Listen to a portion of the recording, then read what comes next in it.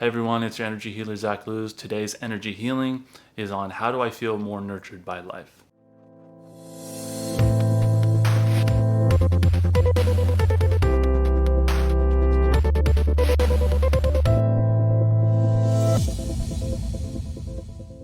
So the reason I wanted to focus on being nurtured in today's energy healing is because it's one of the senior patterns.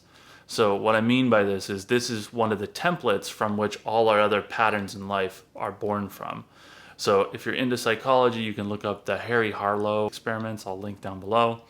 But it basically shows how those patterns that we have related to being nurtured, those can affect every single other thing of life. So if you felt like, finances are always a struggle, health is always a struggle, relationships are always a struggle, spiritual growth even is always a struggle, you might have some nurturing patterns that are a little bit off. So that's what I wanted to work on today. So in case you're new here, welcome. And in a second, I'm going to pop up some numbers up on the screen. Here, I'll just go ahead and do that now. And then what you can do is let your intuition guide you to pick one of these numbers. Once you have your number, you can use the description box down below and you can skip ahead to your healing. And I'll go ahead and just be quiet for a second and let you make your decision.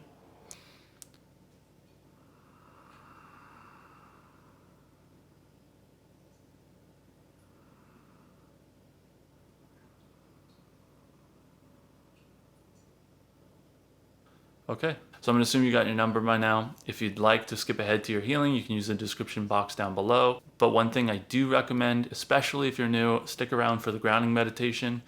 This is an optional part in the beginning that I use to help you kind of come into your body, come into this moment in time. It's going to make you feel a lot more grounded, a lot more stable, and then as you shift your patterns, it's going to feel much less disorienting than if you just go ahead and jump right ahead. So you're the boss, you can make up your own decisions, but I do recommend the grounding meditation. And then one last note is please do not listen to these while you're driving. Although these look and sound and may even feel like a normal meditation, they're different. They can be physically disorienting. So please be responsible and do not listen to this while you're driving because it can distract you. And yeah, it's not a good idea. So please be responsible there. Okay, so let's go ahead and get into the grounding meditation. If you're ready, take a deep breath in through your nose. Hold. Release through your mouth. Hold at the bottom of your breath. And then another inhale. Hold. Exhale. Hold. And then another inhale. And then go ahead and keep that rhythm going, and I'll start working on everybody.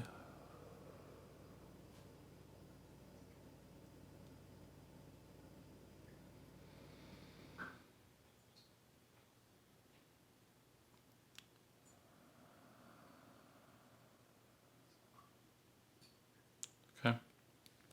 So imagine a column going down through your spine all the way down into the center of the earth. On your exhale, you're going to release everything that you don't need.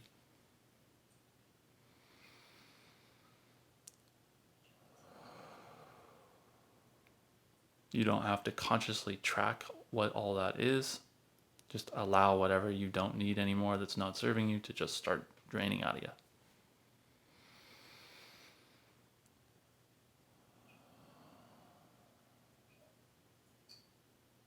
And on the inhale, I want you to notice what it's like in the center of the earth, and then inhale up those patterns and programs and frequencies up through that column into the base of your spine.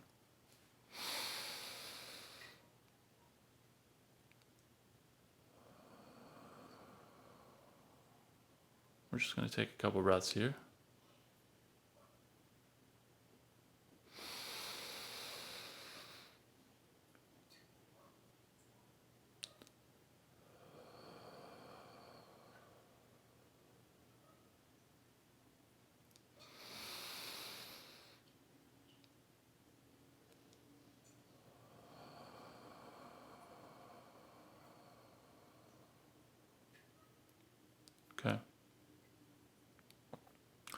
So now on your next inhale, I want you to pay attention to your feet. Notice the bottom of your feet, tops of your feet, your toes, ankles.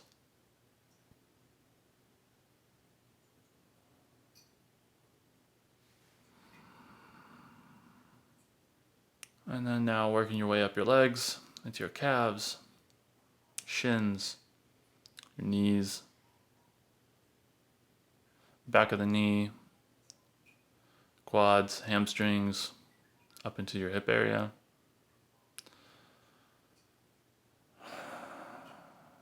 Going to the groin area, and then to your waist.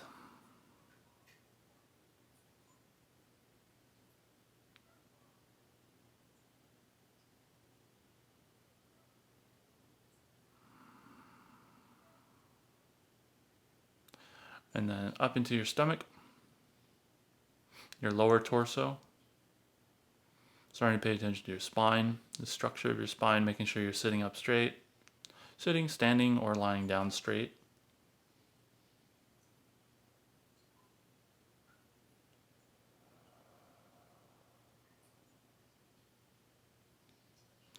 And then bringing your attention up to your mid-chest. You're noticing your rib cage, wrapping around into your back, noticing each vertebrae in your spine, just working your way up and up and up and up until you're in your upper torso.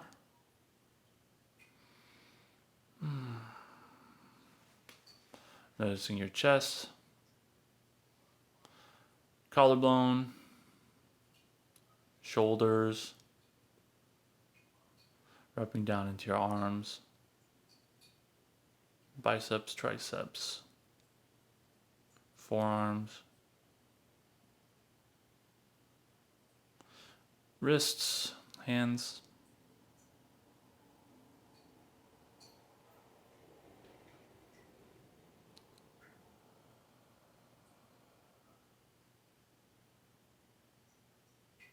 Really preserving that intention of being right here, right now.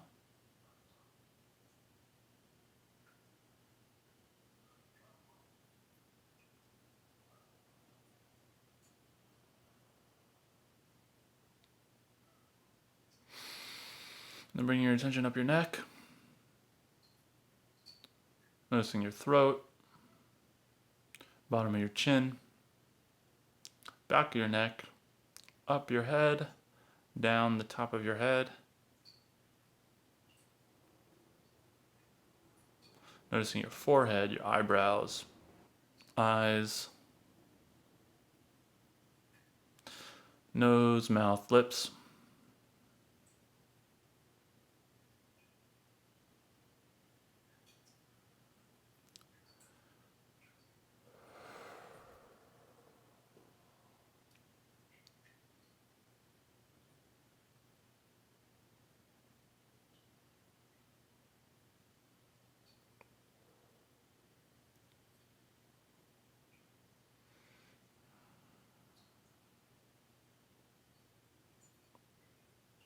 Just taking a minute to notice how focused you are,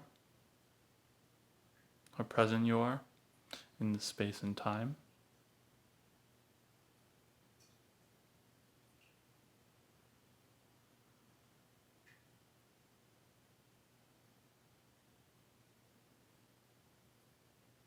Now you can ask yourself this question. This is not my question, I got it from a mentor, but it's a great question. So on your next inhale, say, how do I connect to pure source even stronger?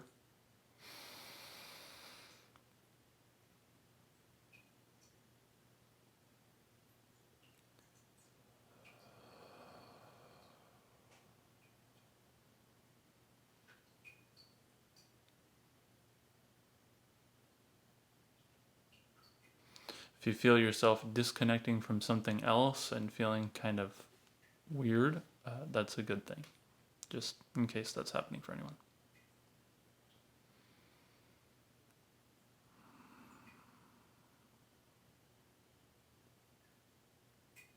Okay, cool. We're all set.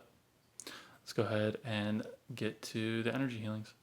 Okay, so the pattern that's going on here is your maternal figure had to sneak in that nurturing into your experience. Basically, what was going on is the masculine, so we'll just say father, was dominating the experience. So if you imagine like a big box in front of me, like imagine that like 90% of it, 95% of it is covered by masculine, and then like right around the edges, right around the border, that's where the feminine could like kind of squeak in. So for you, the feminine was always kind of like hiding. Your mom or maternal figure may have always been there, like always been watching out for you, giving you nurturing, but was doing it in a very discreet way to make sure that they don't get caught nurturing you, because you probably don't like that being like out in the open. If you're gonna get nurturing, you prefer that to be behind closed doors. You don't want other people to know that you're weak or that you are vulnerable or that you're hurt. Like you want to keep all that stuff off to the side so that other people don't see it.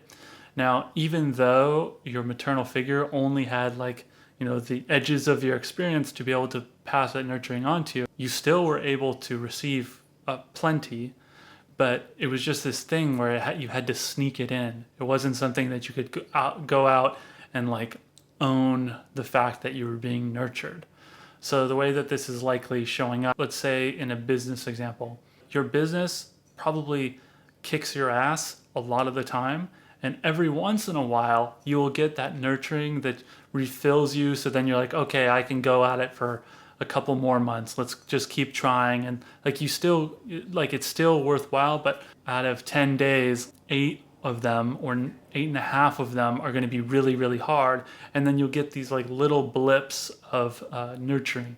So that nurturing could come through all kinds of different forms depending on the area of your life that it's in.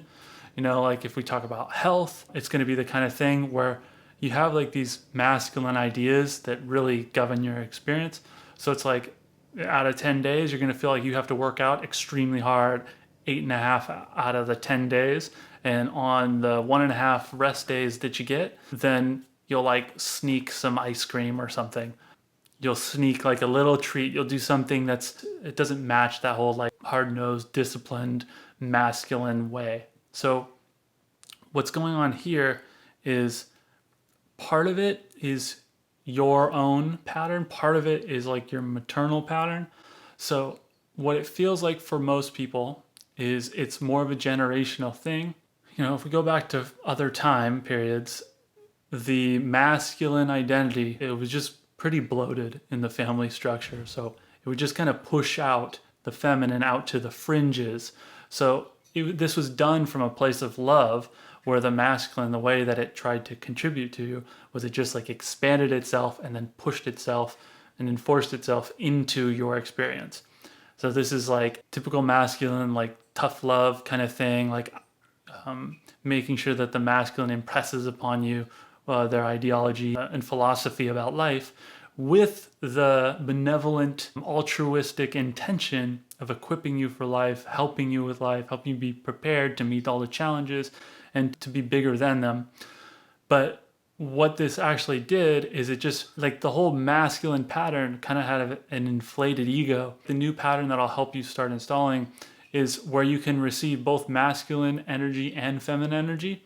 If anything, like they should have been the other way around, where the masculine holds the border and then the feminine is the middle part. So it's like that's one of the blessings of conscious masculine energy, is it creates the structure and it creates the safety and stability for the feminine to blossom. So that's the kind of thing that you needed in your relationship template. So this is one thing that your mother or maternal energy just might have done to kind of work with the situation, whatever it was. Yeah, and that's what we want to shift you into, so that you do preserve all the wonderful things of the masculine in being able to hold that structure and create that container, if you will, so that the feminine can really thrive and express itself and nurture freely. So that's the direction we want to go in. Let me see if I can find out a little more stuff. If the masculine energy in your life was very helpful, but also kind of nervous, that's where this comes from.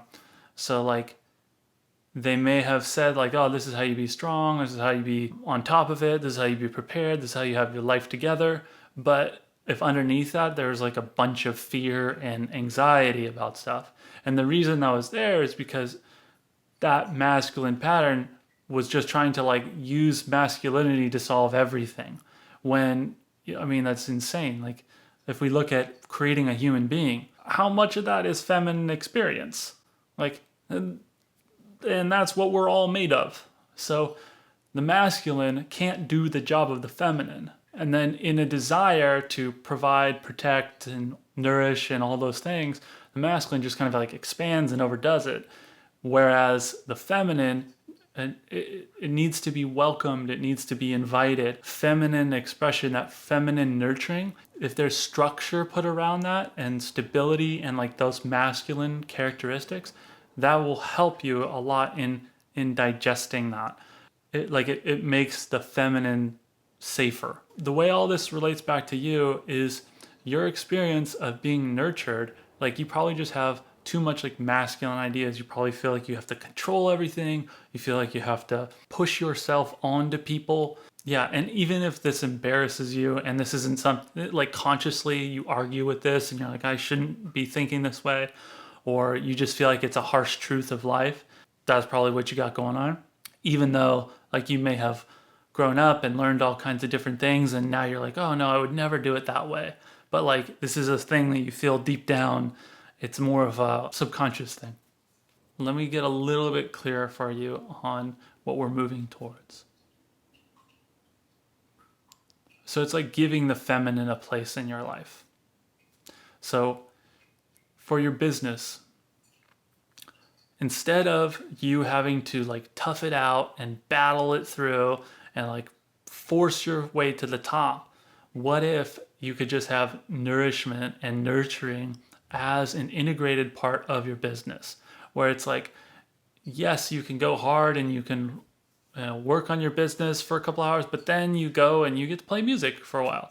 The point is, like, you have to have that sense of freedom and spontaneity and joy, like the new energy that we're moving into. Just pure discipline and willpower is not going to cut it anymore. And for you, like, it's gonna be corrosive to you if you keep trying to force yourself to move in that way. So this is about inviting the feminine in and allowing yourself to be nurtured. So it's like twofold patterns. So it's like, on the one side, you have to, as a receiver of nurturing, you have to be like, no, it's absolutely okay for nurturing to be in the spotlight. It's okay for me to be seen as someone that is receiving nurturing. And then at the same time, you have to feel comfortable giving that nurturing in the spotlight. So after you do this energy healing, you might notice yourself be a lot more kind, a lot more gentle, more expressive with how you feel towards other people. And that's a really important thing, because the more comfortable you get in that, the more comfortable it is for you to receive that nurturing.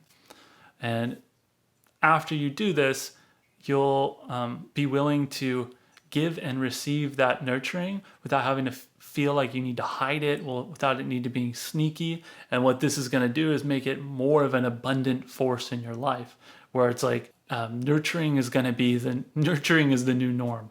So if you're ready to let that go, then I'm going to go ahead and start working on you. If you are not sure, you can pause this, come back later. But go ahead and take a deep breath in if you're ready. Hold.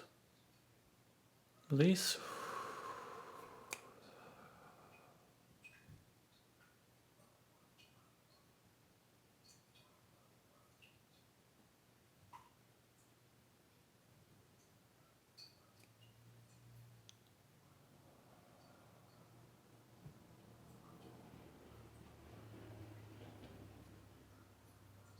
So the energy healing cut out, so I'm re-recording it the next day. So we'll go ahead and just get right back into it. So go ahead and take a deep breath in through your nose. Hold. Out through your mouth. In through your nose. Hold. Out through your mouth.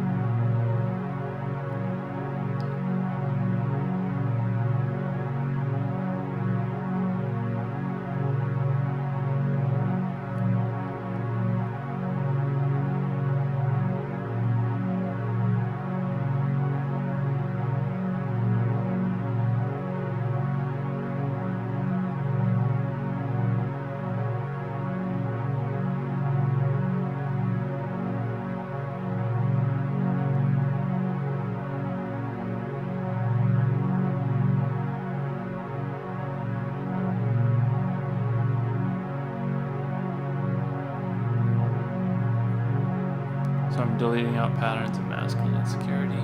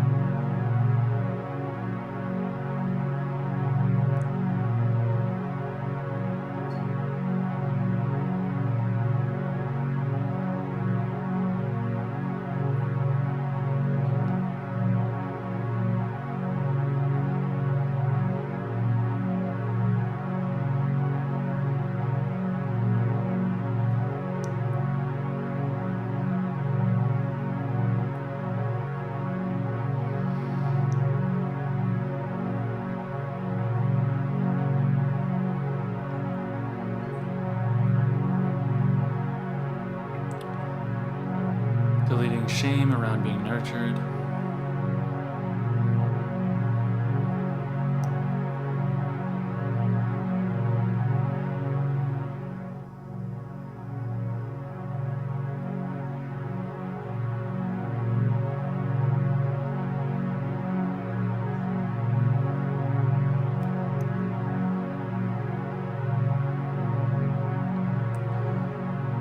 Inviting the feminine to take up more space in your life. I'm inviting nurturing to take up more space in your life.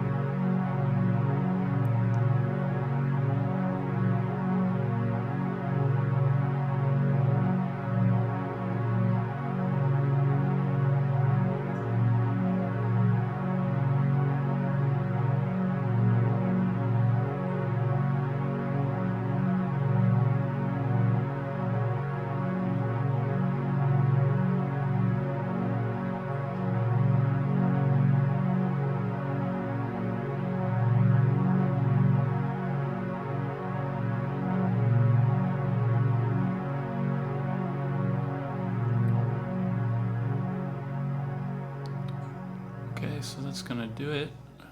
If you want to keep hanging out in this space, you can actually listen to this, especially if you want to do it right before you go to sleep. Sometimes when I do this, it makes people sleepy. So if that's you, then feel free to listen to this again, like right before you go to sleep, and it'll feel like I'm still working on you while you rest. Yeah, and then I just want to say thank you for hanging out. If you enjoyed this, please consider liking, commenting, subscribing, and sharing. And I'll see you next time. Bye. All right, hey, group 2. Let's take a look and see what's going on for you. Okay, this group feels pretty open to being nurtured. So the first thing I'm getting is like sleep is really nurturing to you. Okay, I get it. So basically, when you deactivate, that's how you accept nurturing. So you're pretty open to nurturing, but it just like kind of happens when you go into a standby mode. So sleep is a really good way for you to feel recharged. You probably feel much more energized and much more just optimistic about life if you get a good night's sleep. And this is all just kind of like basic health stuff, like drinking enough water, eating good foods. All that stuff is super, super important to you. So that's how the nurturing energy comes into your experience. Yeah, this just feels like a very subtle change. So this is more about you just being outward and open with you receiving nurturing. This is kind of like the last group where you just hide your nurturing so that it's not out in the open. You're different than the last group because the last group, there's like some shame that was tied into that. You guys don't really have that. You just accept nurturing when, yeah, like when you're in standby mode, when you're like the way your computer goes into sleep mode, like you kind of go into sleep mode and then you recharge and refuel. So the way for you to be even more nourished by life is you not having to power down. Like you can be reinvigorated and rejuvenated while you're doing whatever it is that you love doing. All the super basic health things, like taking care of yourself, it has like an exponentially greater impact for you. So like 90% of your problems can be solved by drinking more water and getting better sleep and having healthy food. Like that's going to solve the majority of your problems around being nurtured. And it's a good litmus test for you to see like if you're letting your life get too out of balance and too out of whack. Like if you stop doing those very basic things, it's going to have a profound effect on you negatively. So just make sure you do that. Yeah, so I'm just going to help you open a little bit more to receiving nurturing energy basically when you're doing your normal day-to-day routine. So then you don't have to turn off in order to be refueled. You can just be refueled as you're going. It's kind of like the batteries in electric cars. When someone is driving their electric car and then as they're decelerating, the battery charges up. So then while they're moving, everything is regenerating and recharging. So let's help you with that. But yeah, this is just like this is a very small adjustment. Like you already feel pretty open to being nurtured by life. All right, well, let's see if there's anything else. Yeah, no, you guys seem really comfortable with being nurtured. Like it's okay for, um, you know, pleasurable experiences. Like yeah, you guys are having a good time. I guess the way we can enhance what's already working for you is just by taking that nourishment and then blending it into your like daily experience. Let me talk a little bit more about this like powering down in order to be nourished pattern, where that came from and what's useful about it and that kind of thing. It's just like the easiest way to do it. It's very, very efficient. So I see you guys like when you go to sleep, everything gets taken care of. It's like a lot of the Taurus energy. It's like you just make sure that you're nice and comfy, you're good. And you're very willing to do that. You feel totally fine doing that. You enjoy the experience. Yeah. So, I mean, this is a really functional pattern that you already have. So I don't want to mess with it too much. Well, I'm just going to kind of like extend that into while you're working on whatever it is that you're working on in your waking life, making that just as rejuvenating of an experience as when you power down and go into hibernation mode. So the big thing that's going to shift for you is much more of life is going to feel like it's rejuvenating. Much more of life is going to feel like it's nurturing. Rather than you looking forward to that afternoon nap, you'll be able to feel as relaxed as if you just took an afternoon nap, like during the normal course of your days. Now, like, just to keep your expectations in order here, it's not like as soon as you finish this, you're going to walk into a state of eternal bliss that's never disrupted by anything. But a greater percentage of your day is going to be that blissful, open, rejuvenating, nurtured space. So I'm going to go ahead and just start working on that for you. So if you're ready, go ahead, take a deep breath in through your nose. Hold. Release through your mouth. Inhale through the nose. Hold. Exhale.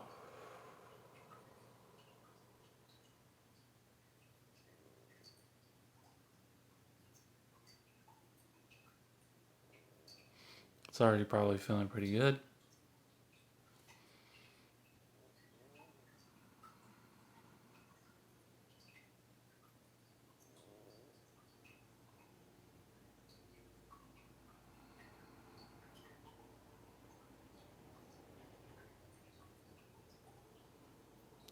So I want to bring in like a more restful, easeful state.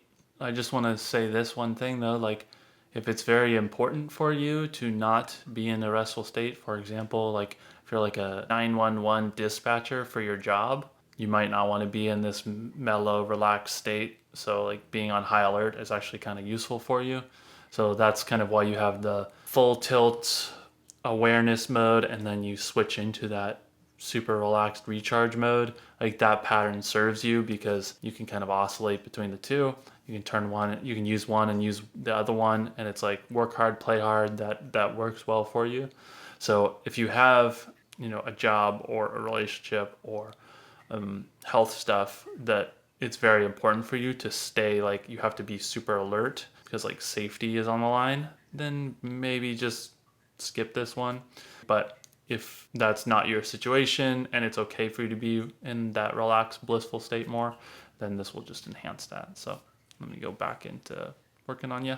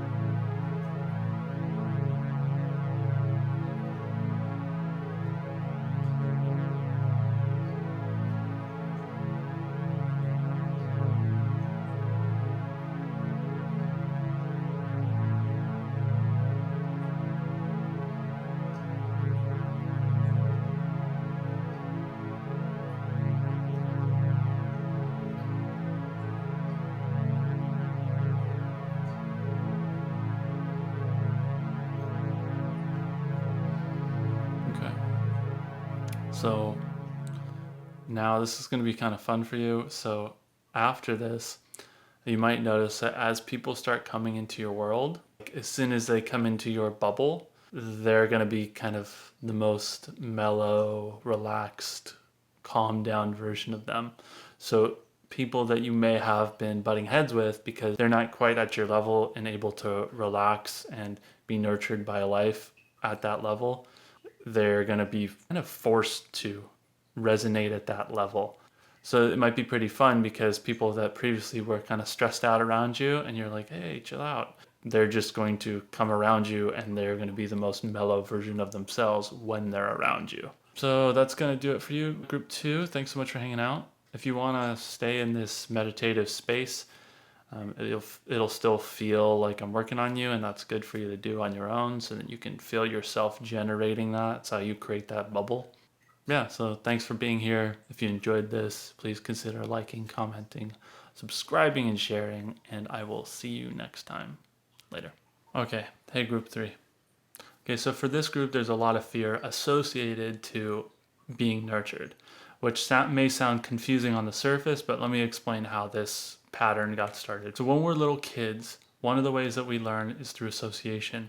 Since there's so much going on in life, and there's so much to take in. It's just like too much, and it's super overwhelming, especially to like an infant's brain. The only way that we can learn is through association.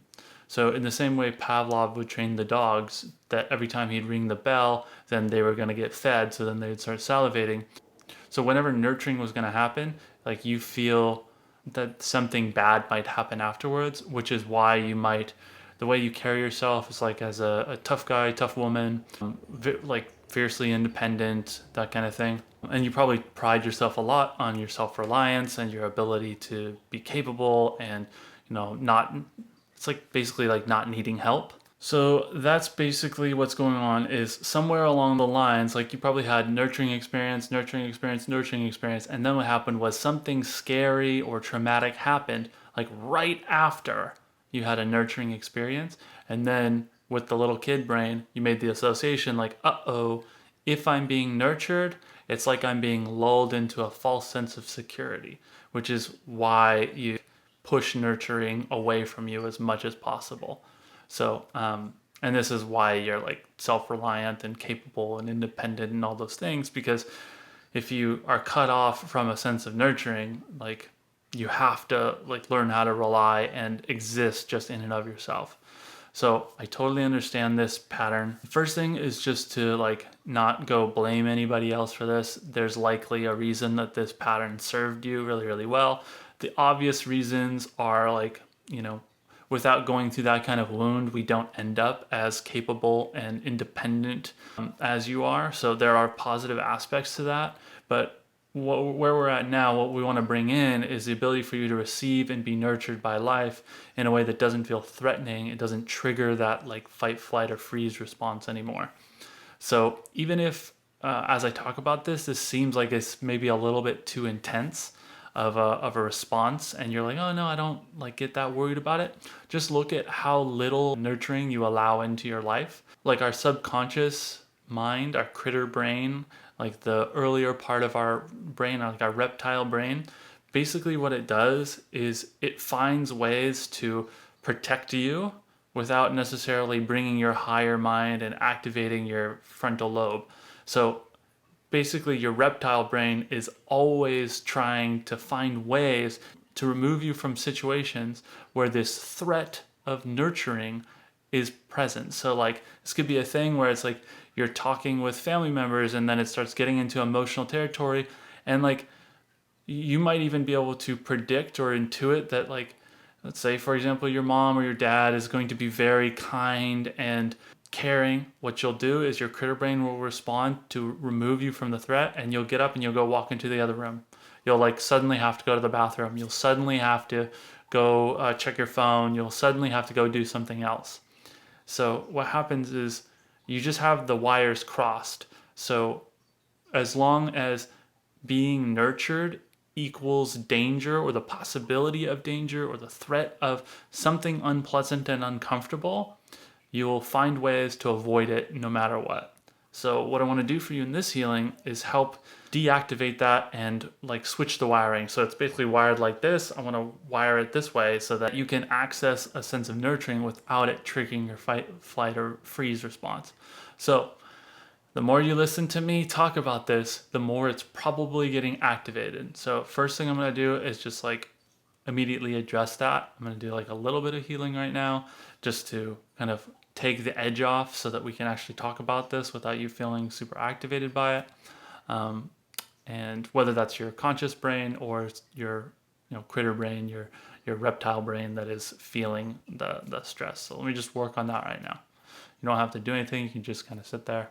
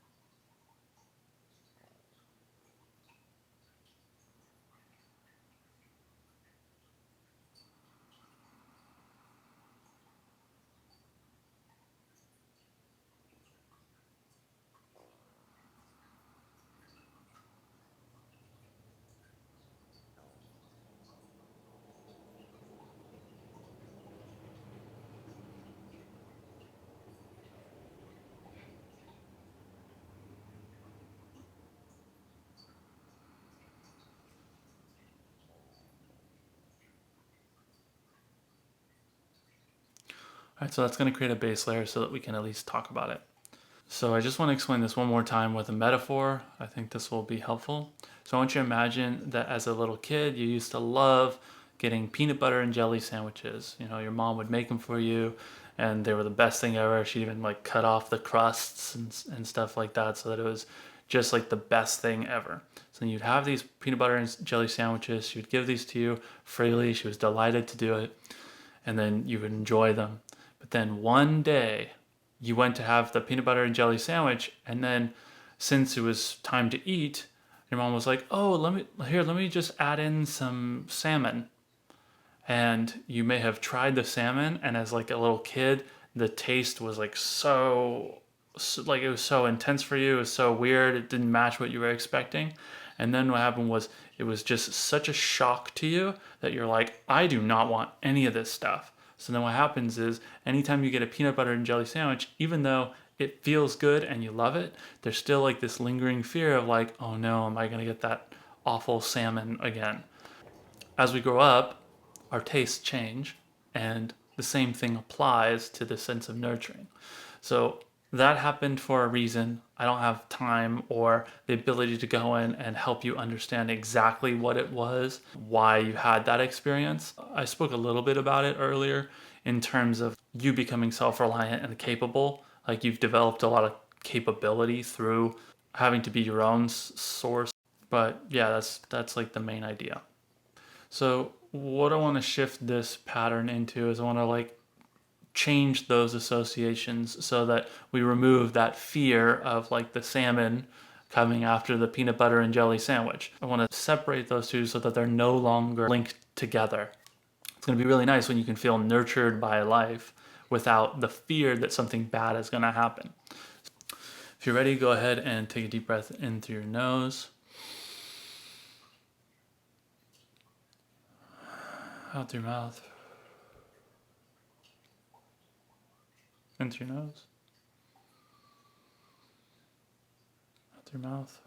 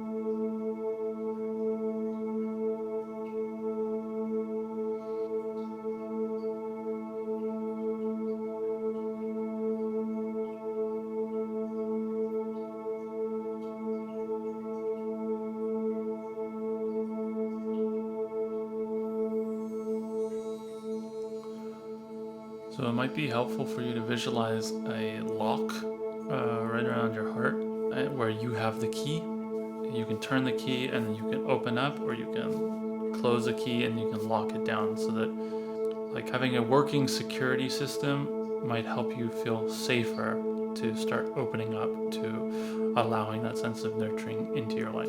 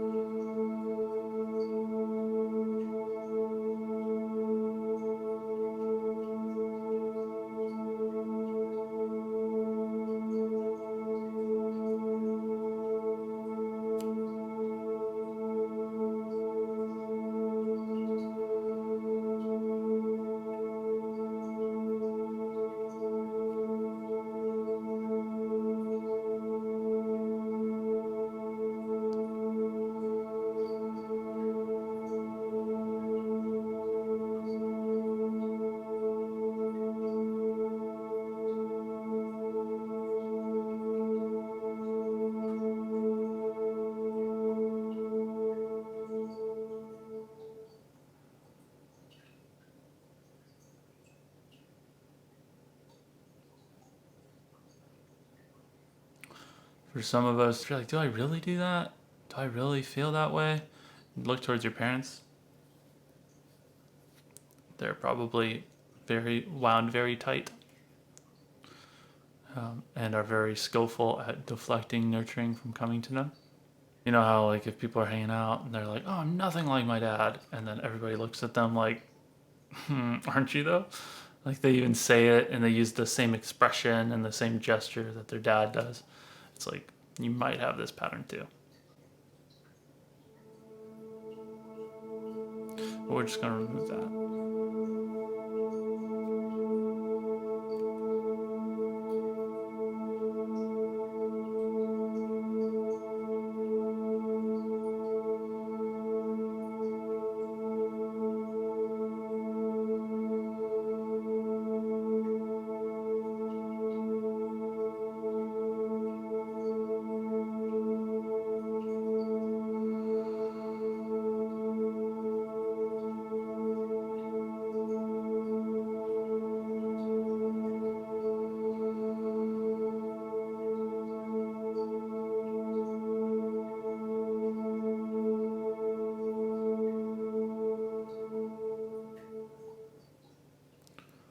Okay, that's gonna do it for today. Just a suggestion after this, it feels like it'll be really helpful if you go take a nap or something. Get yourself really warm.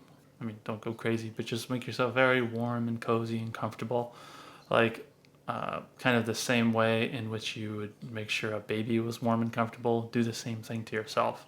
Yeah, that'll make this a lot easier because you just had an experience where you were receiving some nurturing. So now you want to help that part of you learn that, well, after I get some nurturing, I get treated to like all this wonderful stuff and it feels good, and that's just that. So yeah, be really nice to yourself, especially after you finish this.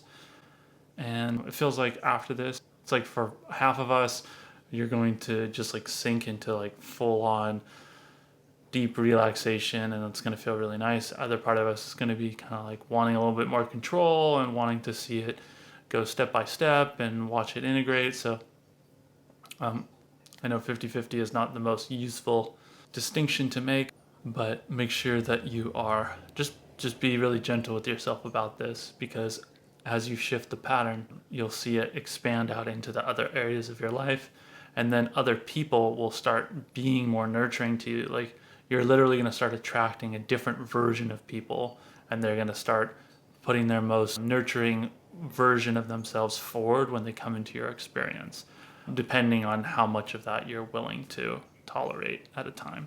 And hope you enjoyed that, and I hope you feel better. So if you enjoyed today's healing, please consider liking, subscribing, commenting, and sharing, and I'll see you guys next time. Thanks. All right, group 4, you guys are up. Let's see what's going on.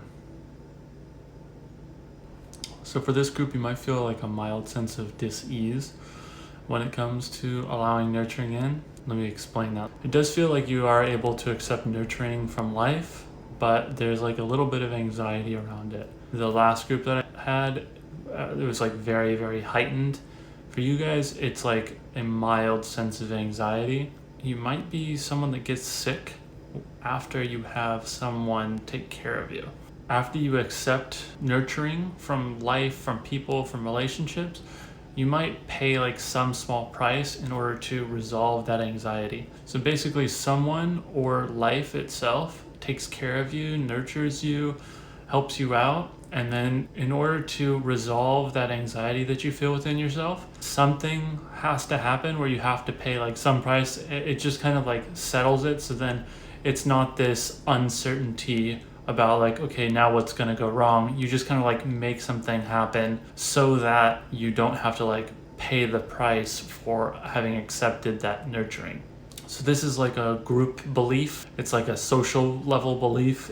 So an example of this is like, I remember this as a little kid. If I got sick, then I didn't have to go to school, and then I could take a break, and then I could not have to go and deal with all that stuff for a day. So then sometimes I'd be like on the fence of maybe I'm sick, maybe I'm not, but then I would just kind of like lean into it and almost like let myself get a little bit more sick so that I didn't have to go to school, because that sounded like way more fun to stay home and play video games and do that kind of thing. But my dad, he said, hey, no, you can't do that. He said, if you're staying home, you can't be watching TV, you can't be playing video games, you have to just stay there and rest. So in my mind, it was like, well, I would like to feel nurtured and I'd like to rest from life. And the one way I can get out of my responsibilities was by being sick. The same kind of thinking is going on for you, and this may be subconscious. Look in your life, and like any time that you receive like massive nurturing from someone, where someone does something unexpectedly kind to you, someone does something unexpectedly generous, life just starts working out for you. One way you might take yourself offline to pay for it is by having something go wrong in your life, because it's better than having that anxiety of like, okay, like how am I going to get punished for receiving this nurturing? So yeah, we're going to want to change that. So you might be wondering, okay, well, why would someone make something go wrong in their life and make themselves pay for receiving nurturing? If we go back like a couple hundred years ago into a different mode of life, one of the ways that we would get extra things was by having something wrong with us. Like if we were sick, everyone would give us like a little bit of their food so that we could eat more and then we could rejuvenate and recover our strength. But it didn't feel good for us to take from other people. So there's like this anxiety. It's kind of like you're screwed if you do, screwed if you don't. That's the paradigm that's going on for you. So the reason that you may have taken this on is if you are willing to bear that guilt, then you could get extra, because like unless you had something wrong with you, then it was like, well, then what's the reason to give this person anything extra? That's a really good way of summarizing this whole pattern. Like if there's something wrong with me, then I get to receive nurturing. But unless there's something wrong with me, then why do I deserve it over anybody else? So then what you'll do is if you receive nurturing and nothing goes wrong, nothing hurts you, then you'll start feeling anxious because you're like, well, there's got to be something, because it just feels like it's out of balance.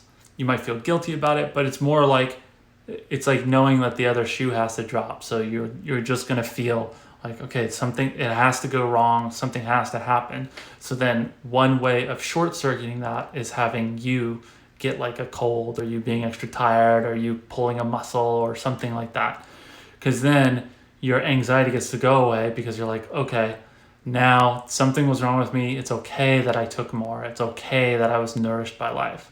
So the whole thing here is like, it's just this false thinking of you think that you taking something is taking something away from other people. So let's talk about that. And let's talk about the new pattern that wants to come in. So the metaphor that comes up is like going to the beach. So if someone goes to the beach and has a lovely day, has a great time with their friends or family or whatever. Sun's out, they're playing volleyball, they're throwing the frisbee for the dog, they're having a great time, they're having a picnic or whatever. When someone does that, they're not taking away anything from anyone else. They're not like taking away, like there's enough beaches on all planet Earth for every human to be able to go to the beach if they wanted to.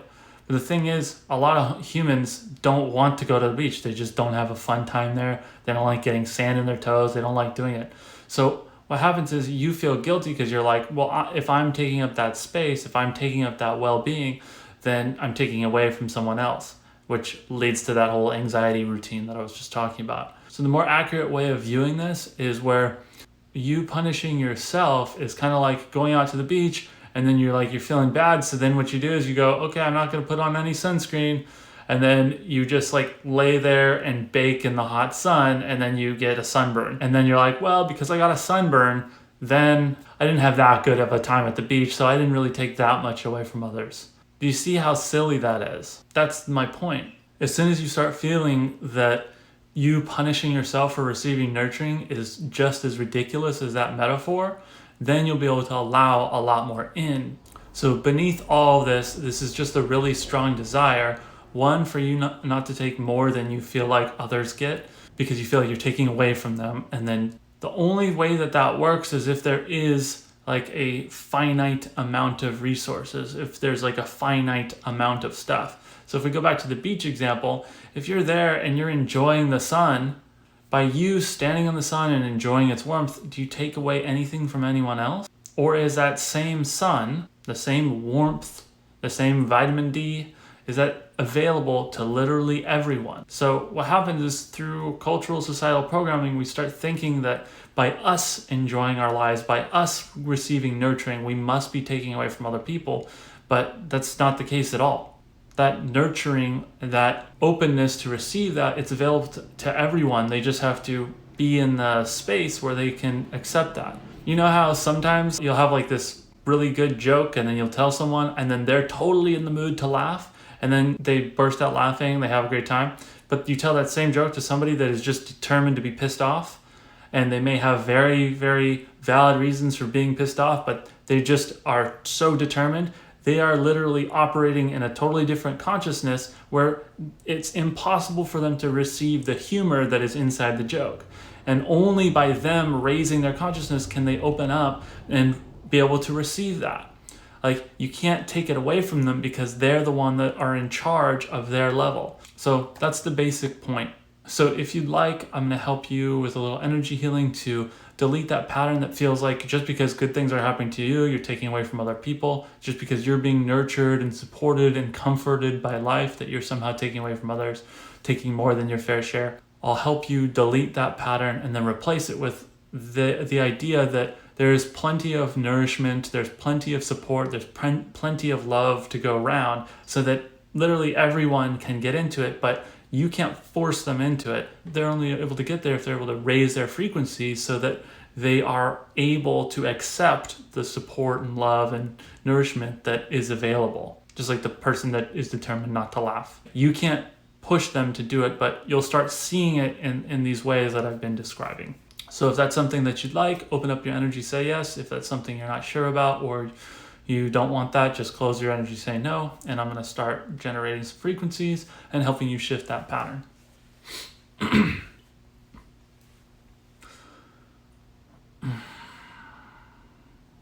All right, go ahead and take a deep breath in through your nose if you're ready.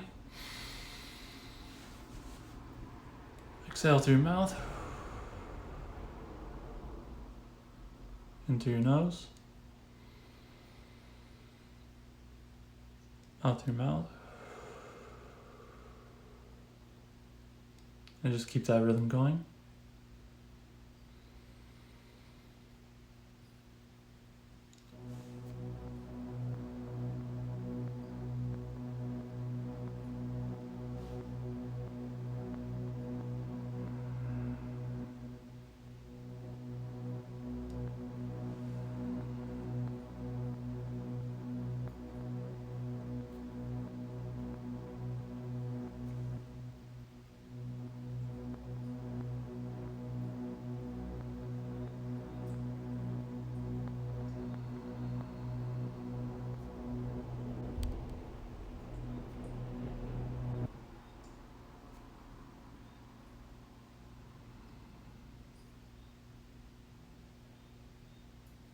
So this is just coming up.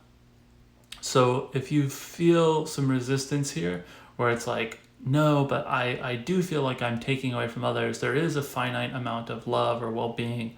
If you want to contribute to others' well-being, if you want to contribute to inspiring people to raise their frequency so that they're able to accept the love and nurturing and nourishment that's there for them, think about the humor example. I'm sure you've probably been in that situation when you have somebody that's just like unwilling to laugh, but if they're around enough other people that are operating at a higher vibe and they're all laughing and they're not trying to force the other person to change, they are just enjoying themselves, they're just laughing at the joke and they find it very sincerely funny, it becomes so contagious that person either has to turn away and they just leave the group, or the laughter brings that into them. They have no choice but to laugh along too.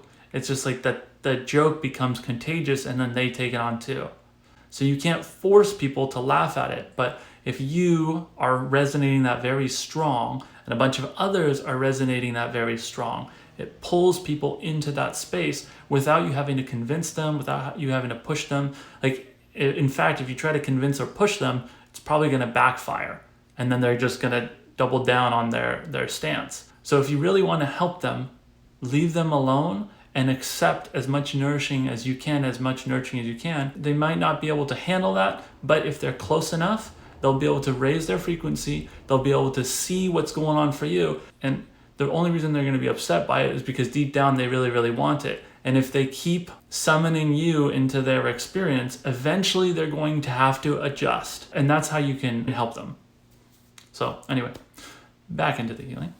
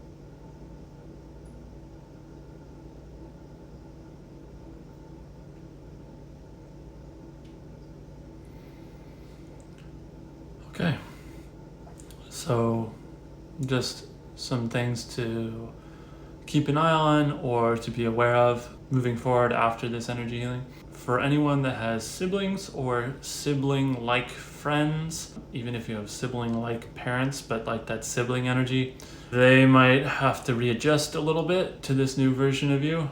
So just be aware of that. You'll go through moments that would have triggered the old pattern, but you'll see it from a new light where you'll be like, you won't be able to think of the limitation in the same way. You won't feel right doing the old stuff. So then you'll see the experience from a different way. And then you can basically choose to have the new pattern basically continue to run. So you do that like once or twice, and then it'll kind of calibrate your level of like how intense this pattern ingrained itself into you, into your life. And then it'll run on autopilot, but like the first 1, 2, 3 interactions or situations that you have with them will help you see like how the old pattern has been, and you're going to see it from a new perspective. So then you just go, oh, that's what I was doing.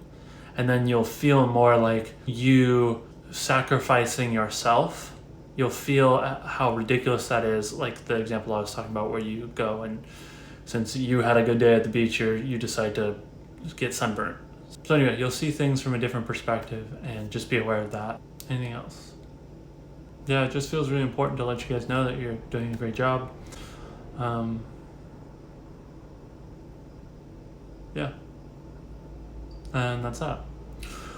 Okay, cool. If you enjoyed this, please consider liking, commenting, subscribing, and sharing, and I will see you next time. Thanks. All right, group 5, let's see what's going on. Okay, so for this group, allowing nurturing in is really going to push you forward. Like you can use nurturing as this catalytic force to help you go even further, even faster. It's like a propellant that can move you really far ahead. You already have like pretty good patterns around nurturing, but if you allow more of it in, it's going to really amplify everything that's working well in your life and just like move you forward really fast in whatever it is that you want. So a good example of this is kind of like the self-made man, self-made woman. This is a myth that gets perpetuated a lot, that we are the ones that take care of ourselves. There's a lot of like rugged individualism that gets glorified, especially in Western culture. But the problem with that is it's just a complete myth. Like unless you were a baby that came out when you were born and you grabbed scissors from the doctor and you're like, I'll cut my own umbilical cord, bud. Thanks, I'm good. Unless you did that, like you're made up of thousands and thousands of other people. So allowing that nurturing to come to you through life, through mentors, through friends, through family, through colleagues, through clients, through everything, it doesn't discriminate. It's just like, as long as you are able to let more of that nurturing in, you can like accelerate yourself really, really fast into where it is that you want to go. So for you, let me just take a look and see what the resistance is behind that. Yeah, it's just like fear of going fast. It's just fear of moving at that rate, probably because you've never moved at that rate before. So it's like those graphs where you see the ones that are like the linear ones that kind of like go like this, or you have the exponential ones where they go and they hit that inflection point and then they just skyrocket. For you, you might be a little bit nervous about doing that skyrocketing. So one way to block that is by blocking all of the nurturing and nourishment that's available to you. So like with work as an example, imagine that as you were going through your work day, it was refueling you as you were spending energy. Imagine that as you were, creating things and making things and all that stuff, that was feeding your excitement, and then it just kind of built on top of each other until it spiraled up and then you hit that inflection point.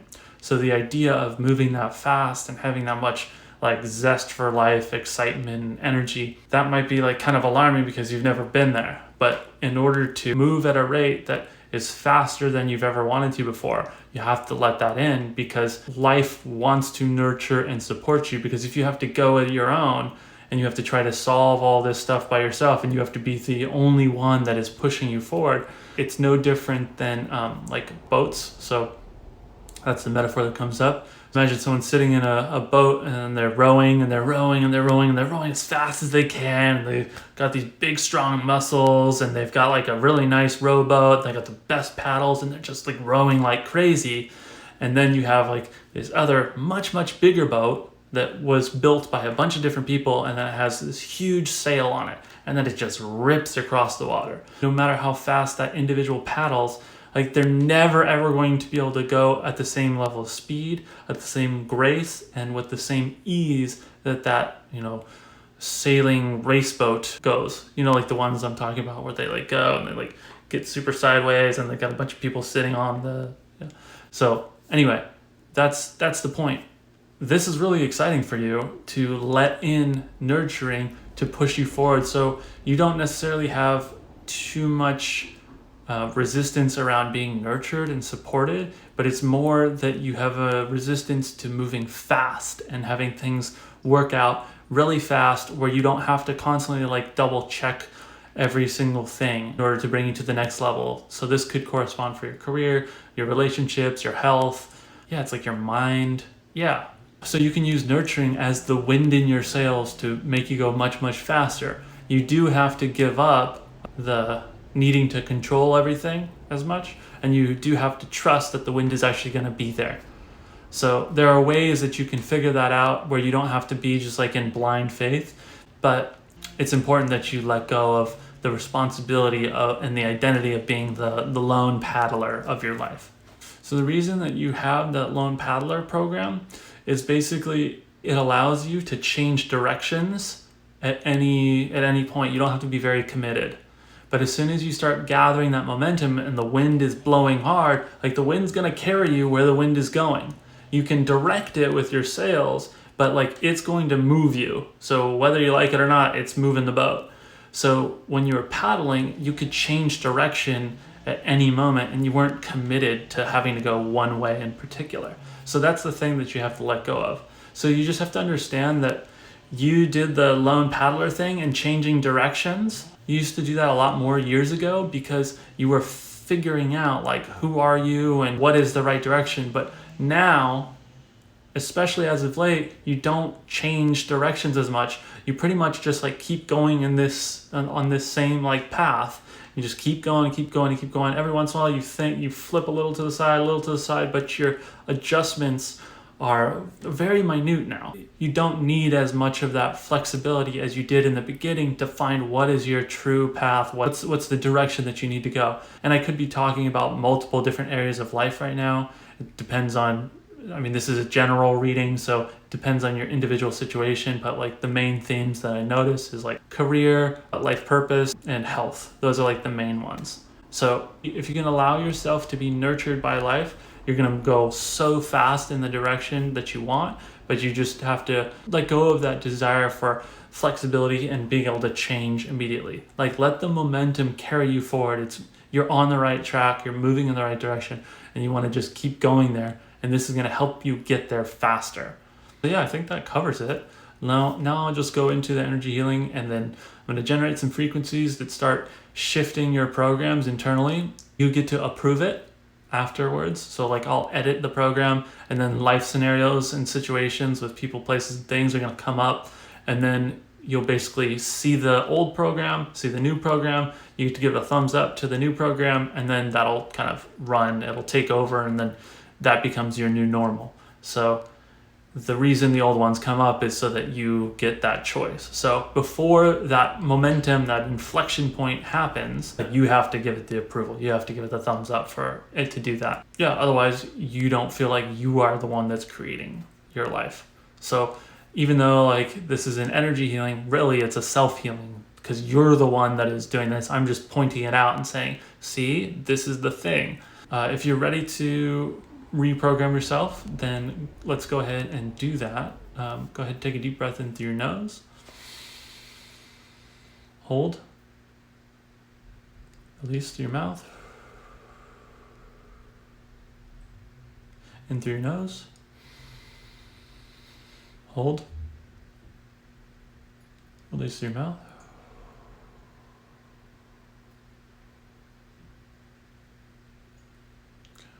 Go ahead, keep that rhythm going while I just start working.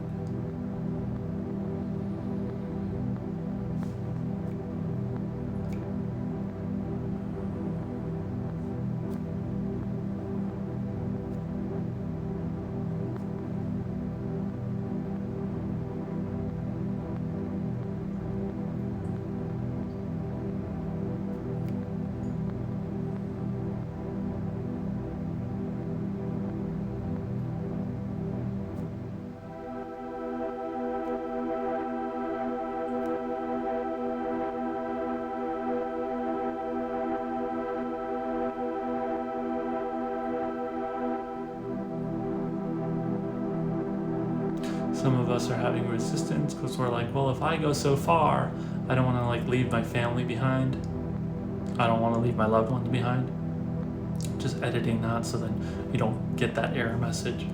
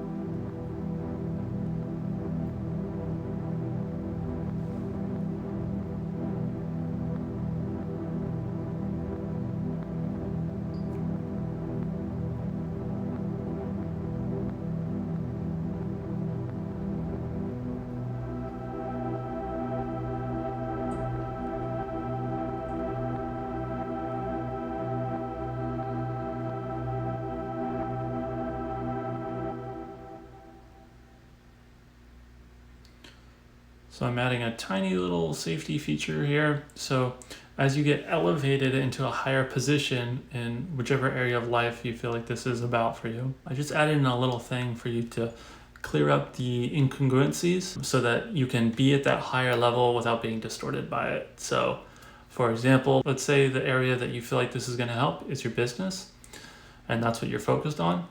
But let's say your business, you've got some things behind the scenes that aren't so great about it. Their operations and how you run your business isn't like all the way dialed, and there are some little problems, but since you don't have too much going on, then it's not that big of a deal and you can kind of work around them.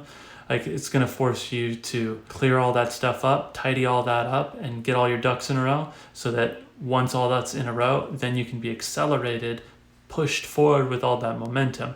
But then it won't mess you up. Like, the problems won't get bigger because, everything's secure. So just adding that little piece in, just want to let you know.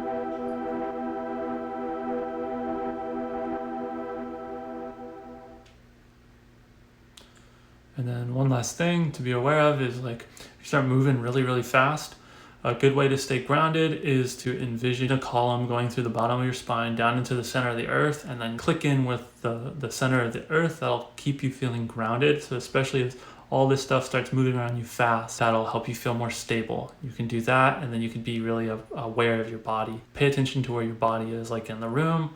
Pay attention to your spine. Just pay attention to your physical form, and that will help you feel grounded. So even as things are moving around you really fast, you'll feel calm and confident and self-assured just by paying attention to your body. Like, you want to make sure that you ground yourself while things are moving fast. So that's pretty exciting. Can't wait to hear how that goes for you. If you have anything to share, please feel free to comment below. And yeah, if you enjoyed this, please like, comment, subscribe, and share. And I will see you next time. Thanks so much for hanging out. Bye.